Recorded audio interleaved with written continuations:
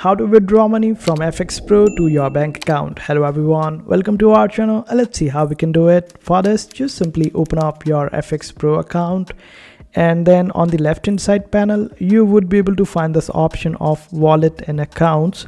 By the way, you can follow the similar process on your mobile device as well, as the process is quite similar if you want to withdraw the money. Since this is a new account, that's why the balance is 0 over here.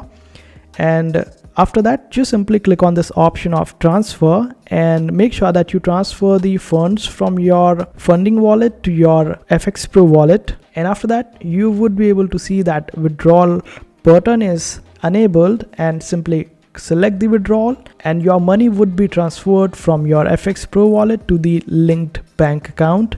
And this is how you do it. I hope this video was helpful. Make sure to hit that like button and also subscribe to our channel for more helpful videos.